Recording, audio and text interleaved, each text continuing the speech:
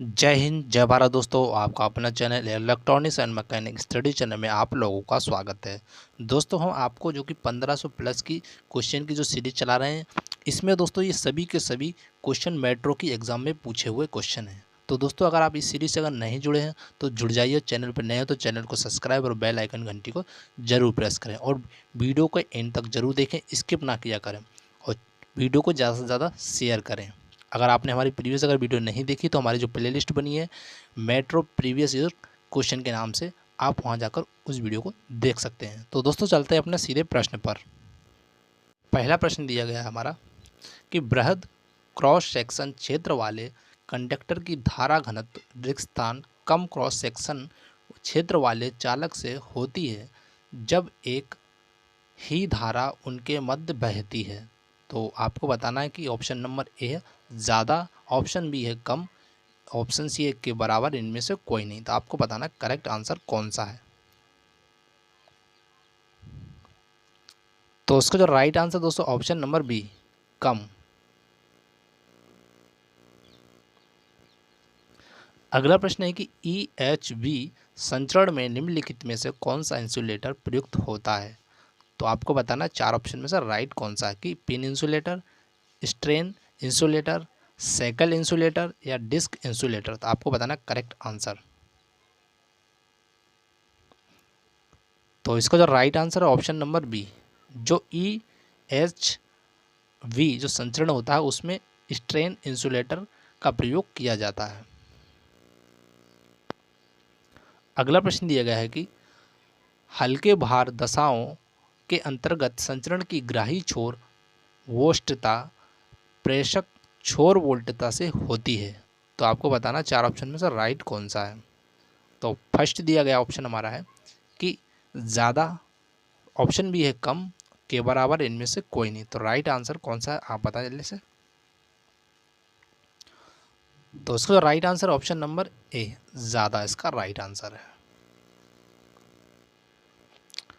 अगला प्रश्न दिया गया एक 100 वाट और 200 वाट बल्ब के 160 वोल्ट आपूर्ति से बद्ध हैं तो वास्तविक ऊर्जा खपत होगी। तो आपको इसका वास्तविक ऊर्जा खपत बताना है। तो चार ऑप्शन देंगे, 185 वाट, 100 वाट या 54 वाट। तो इसका राइट आंसर कौन सा होगा दोस्तों। तो इसका right answer option number D, इनमें से कोई नहीं होगा। आप चाहें तो इसको सॉल्व करके देख सकते हैं। अगला प्रश्न है कि एक प्रतिरोधी भार पर पथ अधिकतम शक्ति खींचेगी जब स्रोत का आंतरिक प्रतिरोध सर्किट के बाहरी प्रतिरोध के बराबर हो। तो यह कथन किसका है आपको बताना है। चार ऑप्शन है, आपको बताना राइट आंसर। नॉर्टन का सिद्धांत, ऑप्शन बी है थेवेनिन का सिद्धांत, और सी है अधिकतम शक्ति ट्रांसफार्मर सिद्धांत, और डी है नोडल का सिद्धांत। तो आपको बताना है इसमें से राइट आंसर कौन सा है। तो राइट आंसर दोस्तों है ऑप्शन नंबर सी, अधिकतम शक्ति ट्रांसफार्मर का सिद्धांत इसका राइट आंसर है। अगला प्रश्न दिया गया हमारा है कि त्रिकला आपूर्ति तंत्र में कलाओं के मध्य कोणीय विस्थापित होता है। तो आपको बताना चार ऑप्शन में से 60 डिग्री इलेक्ट्रिक और 120 डिग्री इलेक्ट्रिक और 260 डिग्री इलेक्ट्रिक, इनमें से कोई नहीं। तो आपको राइट आंसर बताना है कौन सा है। तो right answer option number B, 120 degree, sorry दोस्तों 120 डिग्री इलेक्ट्रिक। अगला प्रश्न दिया गया कि निम्नलिखित में से कौन सा एक सर्किट ब्रेकर का हिस्सा नहीं है। तो चार ऑप्शन है, विस्फोटक बर्तन, स्थायी एवं चलित संपर्क, कंजर्वेटर या प्रचलन यांत्रिकी। तो आपको इसको बताना राइट आंसर कौन सा है इसमें से। तो right answer option number C, जो कंजर्वेटर क्या है, एक सर्किट ब्रेकर का हिस्सा नहीं है। अगला प्रश्न है एक डायनोमोमीटर प्रकार का उपकरण किसका मापन करने के लिए प्रयुक्त होता है। तो आपके सामने चार ऑप्शन है। ऑप्शन ए है आपका धारा, बी है वोल्टता, सी है शक्ति और उपयुक्त में से सभी। तो आपको बताना राइट आंसर कौन सा है। तो उसका right answer option number D, मतलब जो डायनोमोमीटर होता है इसका धारा, वोल्टता और शक्ति इन सभी को माप सकता है। इसका राइट आंसर है डी।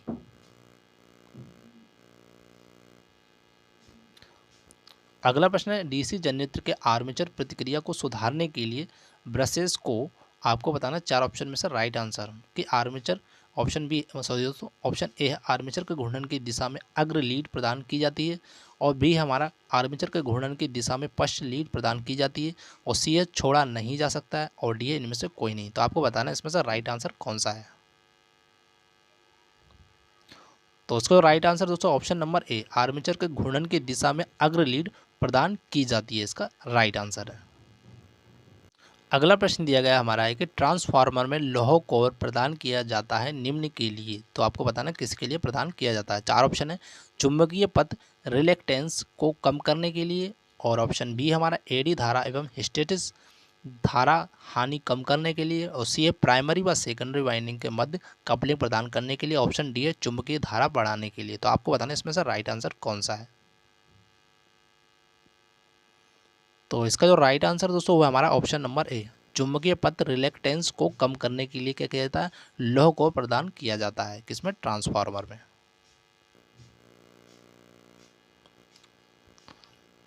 अगला प्रश्न है दोस्तों, डीसी मशीन में तो आपके सामने 4 ऑप्शन है कि आर्मेचर चालकों में धारा एवं विद्युत चुंबकीय बल अल्टरनेटिंग होते हैं जबकि टर्मिनल पर वे एक दिशीय होते हैं। ऑप्शन बी है आर्मेचर चालकों में धारा एवं एक दिशीय होते हैं जबकि टर्मिनल पर वे अल्टरनेटिंग होते हैं। ऑप्शन सी है आर्मेचर चालकों में धारा एवं टर्मिनल पर एक दिशीय होते हैं।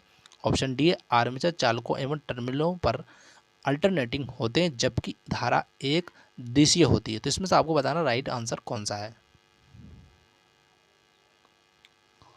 तो इसका जो राइट आंसर दोस्तों ऑप्शन नंबर ए आर्मेचर चालकों में धारा एवं विद्युत चुंबकीय बल अल्टरनेटिंग होते हैं जबकि टर्मिनल पर वे एक दिशीय होते हैं। इसका राइट आंसर है ऑप्शन नंबर ए। अगला प्रश्न हमारा है कि अमीटर के परास को बढ़ाने के लिए आबद्ध करते हैं। तो किसको करते हैं आबद्ध, आपको बताना है। 4 ऑप्शन दिए गए। फर्स्ट है हमारा एम्पियर कुंडली के साथ श्रेणी में उच्च मान प्रतिरोध। ऑप्शन बी है अमीटर कुंडलन के साथ समांतर में उच्च मान प्रतिरोध। ऑप्शन सी है अमीटर कुंडली के साथ समांतर में उच्च मान प्रतिरोध। ऑप्शन डी है अमीटर कुंडली के साथ श्रेणी में निम्न मान प्रतिरोध। आपको बताना है इसमें से राइट आंसर कौन सा है। तो इसका right answer option number C ammeter कुंडली के साथ समांतर में उच्च मान प्रतिरोध। अगला प्रश्न दिया गया हमारा है कि तुल्यकालिक मशीन के स्टार्टर को सॉरी दोस्तों रिपीट करता हूँ, तुल्यकालिक मशीन के स्टार्टर कोर को लेमिनेट किया जाता है ताकि कम हो सके। तो आपके सामने 4 ऑप्शन है। ऑप्शन ए एडी धारा कम हो, मतलब एडी धारा हानि, हिस्टेरिसिस हानि एवं एडी हानि दोनों, या ताम्र हानि। आपको बताना राइट आंसर। तो इसका जो राइट आंसर है वो हमारा ऑप्शन नंबर ए एडी धारा हानि, मतलब जो तुल्यकालिक मशीन के स्टार्टर कोर को लिमिटेड इसलिए बनाया जाता है क्योंकि इसमें एडी धारा हानि को कम किया जा सके। अगला प्रश्न है कि पूर्ण भार प्रेरण मोटर के शक्ति गुणक होने की संभावना है। तो 4 ऑप्शन है, एकक या 0.85 पश्च, 0.85 अग्र या 0.8 पश्च। तो आपको बताना है इसमें से राइट आंसर कौन सा है। तो इसका जो राइट आंसर दोस्तों ऑप्शन नंबर बी 0.85 पश्च, मतलब पूर्ण भार प्रेरण मोटर के शक्ति गुणक होने की संभावना कब होगी, जब 0.85 पश्च होगा। अगला प्रश्न है कि एक ट्रांसफार्मर शुद्ध प्रतिरोध या एकक शक्ति गुणक भार आपूर्ति कर रहा है तो ट्रांसफार्मर का शक्ति गुणक होगा। तो 4 ऑप्शन दिए गए, लगभग 0.95 अग्र होगा। ऑप्शन बी है लगभग 0.95 पश्च होगा। ऑप्शन सी है एकक, और ऑप्शन डी है 0.8। तो आपको बताना है इसमें से राइट कौन सा है। तो राइट आंसर है ऑप्शन नंबर बी लगभग 0.95 पश्च होगा। मतलब एक ट्रांसफार्मर जब शुद्ध होगा तब उसका जो शक्ति गुणक का मान 0.95 पश्च होना चाहिए। अगला प्रश्न दिया गया, निम्न में ए एवं बी दो अर्धचालक डायोड हैं तो निम्नलिखित में से कौन सा कथन सत्य है। तो आपके सामने 4 ऑप्शन दिए गए कि ऑप्शन ए है ए एवं बी अग्र अवनति में हो, और बी है हमारा ए अग्रवनति में हो, और बी है वह व्युत्क्रमणीय अभिनीति में हो, और सी है हमारा ए एवं बी व्युत्क्रमीय अभिनति में है। तो और डी है हमारा ए व्युत्क्रमणीय अभिनति है एवं बी अग्र अभिनति है। तो इसमें से आपको बताना राइट आंसर कौन सा होगा। तो right answer option number D, मतलब ए व्युत्क्रमणीय अभिनति में होना चाहिए और जो बी वाला है वो अग्र अभिनति में होना चाहिए, तब ये दोनों क्या होंगे, दो अर्धचालक डायोड के लिए सत्य होंगे।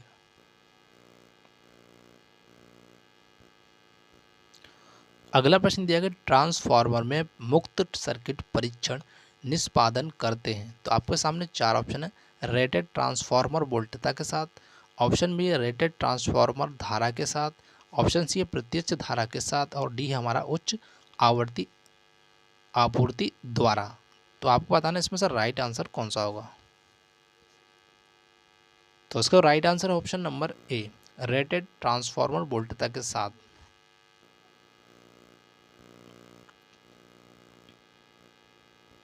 अगला प्रश्न दिया गया कि प्राइमरी वाइंडिंग के मध्य प्रवाहित धारा के द्वारा उत्पन्न फ्लक्स किसमें ईएमएफ प्रेरित करता है। तो आपके सामने चार ऑप्शन है, केवल प्राइमरी वाइंडिंग में, ऑप्शन बी है केवल सेकेंडरी वाइंडिंग में, ऑप्शन सी है प्राइमरी वाइंडिंग एवं सेकेंडरी वाइंडिंग दोनों, और डी है इनमें से कोई नहीं। तो आपको बताना है इसमें से राइट आंसर कौन सा है।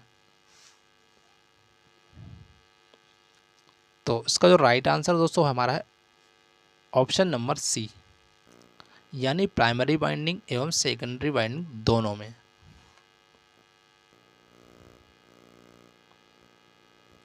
अगला प्रश्न है कि ट्रांसफार्मर की शून्य भार धारा प्रयुक्त वोल्टता के पश्च होती है। तो आपको बताना है चार ऑप्शन में से राइट, कि 90 डिग्री से, 0 डिग्री से, 75 डिग्री से, या 135 डिग्री से। तो राइट आंसर कौन सा है, जल्दी से बताएं दोस्तों। तो इसका राइट आंसर है ऑप्शन नंबर सी, 75 डिग्री से। अगला प्रश्न दिया गया है, बहुत ही इंपॉर्टेंट क्वेश्चन है, कि भू संपर्कन का उद्देश्य है। तो आपको चार ऑप्शन दिए गए, भूमि को जितना कम से कम हो उतना निम्न प्रतिरोध प्रदान करना, ऑप्शन बी है हमारा भूमि को जितना अधिक से अधिक हो उतना उच्च प्रतिरोध प्रदान करना, और सी है धनात्मक, ऋणात्मक एवं शून्य अनुक्रम धारा प्रदान करना, और ऑप्शन डी है इनमें से कोई नहीं। तो आपको बताना है इसमें से राइट आंसर कौन सा है। तो जो हमारा राइट आंसर है वो हमारा option number A is right answer है, यानी कि भूमि को जितना कम से कम हो उतना निम्न प्रतिरोध प्रदान करना इसका राइट आंसर है।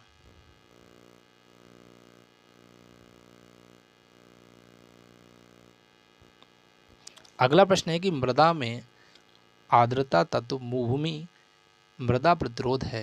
एक बार रिपीट कर देता हूँ क्वेश्चन, कि मृदा में आर्द्रता तत्व भूमि मृदा प्रतिरोध है। तो आपको बताना है कि बढ़ाती है, घटाती है, प्रभावित नहीं करती है, इनमें से कोई नहीं। तो राइट आंसर कौन सा है इसका। तो हमारा जो राइट आंसर वो ऑप्शन नंबर बी, ये क्या करती है, घटाती है। अगला प्रश्न है कि एक द्विपिंजारी प्रेरण मोटर में होता है। तो आपको बताना चार ऑप्शन, स्टेटर में 2 श्रेणी वाइंडिंग, ऑप्शन बी है रोटर में 2 श्रेणी वाइंडिंग, ऑप्शन सी है स्टेटर में 2 समांतर वाइंडिंग, ऑप्शन डी है रोटर में 2 समांतर वाइंडिंग। तो आपको बताना है इसमें से राइट आंसर कौन सा है। तो इसका जो राइट आंसर है वो है हमारा ऑप्शन नंबर डी, कि रोटर में 2 समांतर वाइंडिंग जो कि एक द्विपिंजरी प्रेरण मोटर में होते हैं। तो दोस्तों ये हमारा पार्ट कंप्लीट हुआ, मिलते हैं नेक्स्ट पार्ट में। आपको हमारे वीडियो कैसे लगा हमें कमेंट करके जरूर बताएं, और वीडियो को ज़्यादा से ज़्यादा शेयर जरूर करें। Thank you for watching this video. जय हिंद, जय भारत।